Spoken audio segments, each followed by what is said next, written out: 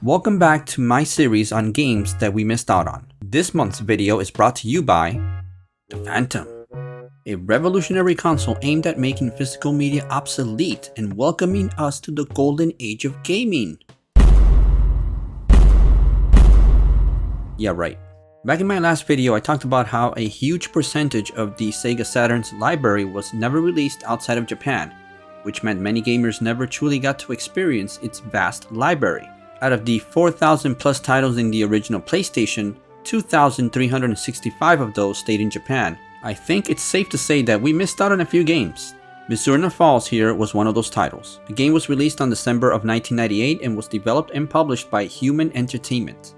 This is the same company that created the very widely praised Fire Pro Wrestling all the way back in 1989 for the PC Engine, and the slightly popular Clock Tower games for the Super NES and PS1, among a few others. On a small side note here, I will be covering the Clock Tower series in a future video. Stay tuned. The game was created by Taiichi Ishizuka, who had previously worked on the Fireman on the Super Famicom, another Japan exclusive that got a limited release in PAL regions, but not here in the States. Now, while Mizzurna Falls does resemble the show Twin Peaks from the early 1990s, I did not find anywhere online that states that Ishizuka-san was inspired by the show to create the game, but it's hard to imagine how this would not be the case after seeing the game. His team was only composed of a few programmers and graphic designers, but overall, it was a small team that created this game. Shortly after it was released, Human Interactive would go out of business, and Taiichi Ishizuka would quit gaming altogether and become a wilderness tour guide in Canada. What the hell? Mizzurna Falls stayed exclusive to Japan for many years until a fan of the TV show Twin Peaks actually came upon the game and was inspired to share and make it more accessible by translating all the Japanese dialogue to English. This translator goes by the online name of Resident Evie. In 2015, she stumbled upon Mizzurna Falls and instantly fell in love with it. At first, she took the route of using YouTube to spread the word on this title by offering a playthrough and translating it via the videos in audio as opposed to text or subtitles. You heard him right, now get out of here. Just answer the question. Then she took the more daunting task of translating the entire script and working in conjunction with someone from the ROM hacking community to create a patch to then add to the Japanese ISO of the game. But after a setback, she decided to release her full translation to the internet in the hopes that someone would create the English hack. Two individuals stepped up to the monumental task of not only incorporating the English hack into the game, but making sure it transitioned in a way that felt natural. Nikita and Sirosen. Is that how you pronounce it? Working in conjunction with Resident Evie, they finally released the final build of the English translation port back in 2021. There was also an English hack made by Owl. Not an actual owl, but the online person's name is Owl. I hope. Maybe it is an owl. Which is the one I am playing here. Only difference is that it has a different font and supposedly it only plays on hardware, yet I am using DuckStation for this video capture. So the game takes place in a fictional town in the western part of the US. Most specifically, Colorado. Funny thing here is that the game, even before it was translated, has an intro that is spoken in English. That makes no sense to me, even though I am aware that English is spoken widely in Japan. 6:13 a.m. on the 25th of December. A small town in Colorado, at the foot of the Rocky Mountains called Mizzurna Falls. A girl was found in woods on the outskirts of the town, fallen and smeared with blood. Anyway, the intro sets the story into action. A girl named Cassie is found outside the wilderness surrounding the small town, and she was mauled by a bear and is barely alive and taken to the local hospital. A second girl named Emma goes missing on the same day, and the girl's mother asks the police to get involved in her disappearance. Now this is where you come in as the player. You are Matthew, a young kid that goes to the same school as the two girls and is woken by a call from Winona, a friend of his who informs him that Emma is missing, but nothing is mentioned of Cassie. Now let me warn you out there that this game is extremely heavy with dialogue. and none of it is spoken other than the intro, so you will be doing lots, and I mean lots of reading. As soon as you take control, you will notice that the game is presented to you in an overhead third-person perspective and allows you to move about freely in its environment, even though it is confined to some extent, and you will notice lots and lots of clipping due to this enclosed layout. Also, get used to controlling your character. Controls here are very finicky, and the tank-like feel to it is quickly flipped on its head when you use the run button in close quarters. You're going to be running into walls a lot, and plants, doors, trees, you name it. Also, let scenarios and conversations play out to the end before you start to press buttons. I had no idea in my first playthrough, but I think I pressed start as I was walking through one of the doors, and this caused me to start the game inside the police station, but just a few seconds ago I was inside my room. That made no sense whatsoever, meaning that I skipped the entire intro sequence. Only I did not know this. Apparently, if you press the start button at any point in time during the prologue portion of the game, it will skip it entirely, which is dumb because when you start any game, one of the first things that you're going to probably do is press start to bring up the menu, whether it's to save the game or just to look at the inventory or go into maybe game settings to change brightness, master volume, and so on. Also, most games out there will not allow you to skip intros if it is the first time that you're playing it. And it is important to play the intro here. Why? Playing the intro will allow time to master controls and figure out your home location, which is crucial in the course of the game.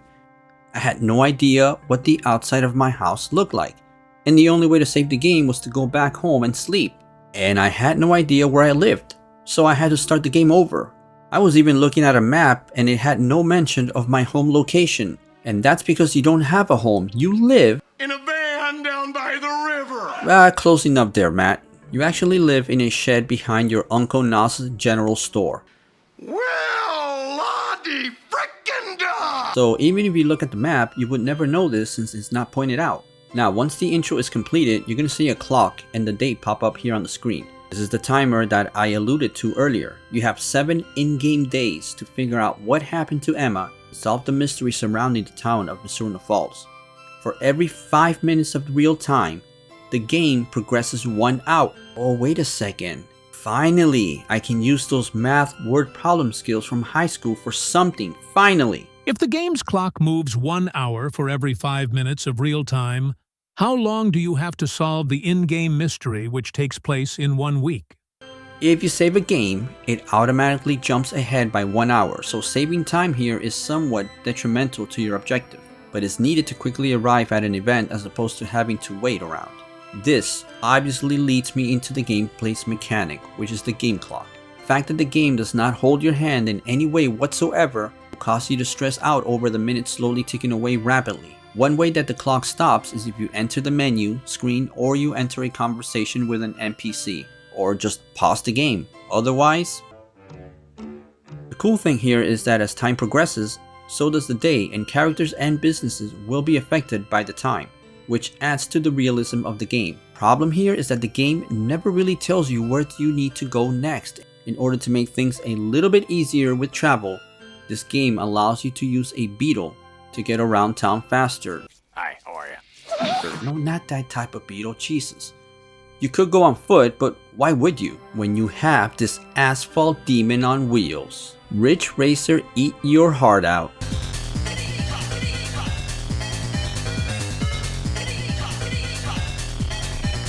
I'm getting a little bit better. On top of that, you also have a fuel meter that you have to keep an eye on. Fuel meter on a car? Oh man, I'm getting bad flashbacks.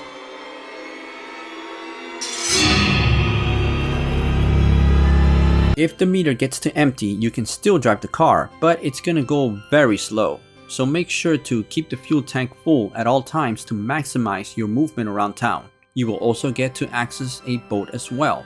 Also, there's a local diner that you can stop by and grab a bite to eat, but it doesn't really do anything as far as restoring health since you really have no health meter and there is no currency either, so you can actually order anything on the list. Again, this is just a small touch that adds to the realism that the designers were going for. While this game was ahead of its time by incorporating such features, such as allowing you to traverse such a huge town in such a way with the car, the hit detection is extremely delicate and any little thing will cause your car to come to a complete halt. Or sometimes you might drive through stuff, but mostly crashing. A lot of crashing. This is also a game where it is very important that you arrive on time to events, since everything is happening in real time. You have an inventory menu here that is very limited, and it's not too overly complicated. It kind of reminds me of Silent Hill. You start off with a sack and a phone, and as you pick up items, you're going to see them right here pop up in the menu. The phone plays a crucial part in the game. There are a total of 24 characters in the game, including the protagonist, Matthew. Every time you meet a new person, their phone number and information will be logged into your notebook, provided that you actually picked up the notebook. From time to time, you will break the monotony of it all by engaging in hand-to-hand combat or even fighting a bear, but otherwise, the entire game will be you trying to figure out where to go next and managing your time. So while the game was revolutionary by allowing full roaming almost 3 years before GTA 3 came along to popularize this type of design, it did come along with some problems. So I spoke earlier about not getting to events on time, which can cause game lockups or even glitching other events. But there's another glitch that you have to watch out for that can also cause you to miss information as well as possibly cause an event to be skipped altogether. So let's say an NPC is about to hand to you something when you accidentally press a button and another NPC is nearby, so you start a conversation. This causes 2 events to occur at once, and we all know that in the real world, there is no such thing. Everything happens one thing at a time. This can be a game-breaking issue. Another problem is that the game will out of nowhere just lock up. Nothing you can do here but to reset the game. This happened to me at least 4 or 5 times, and it can be a pain if you happen to progress a lot after a save and then realize that you have to do it all over again. The soundtrack is very calm and soothing and fits well with the very calm and peaceful setting of Mizzurna Falls. One thing that I did find odd is that from time to time the music will just stop playing and the game will just fall silent other than the sound effects of you walking around or other townspeople or even the cars.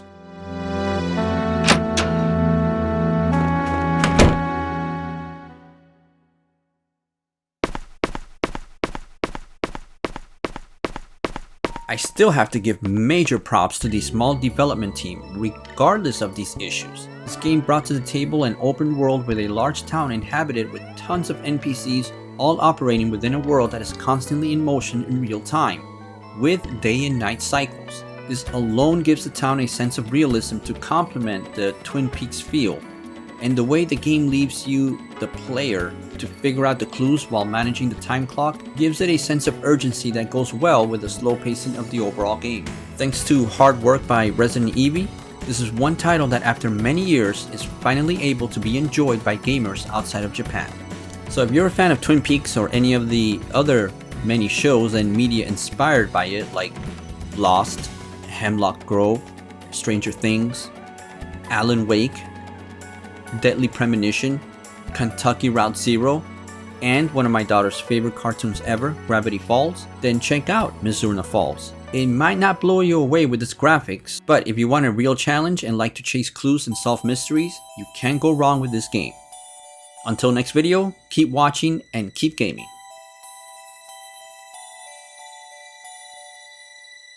Well, you'll have plenty of time to live in a van down by the river when you're living in a van down by the river.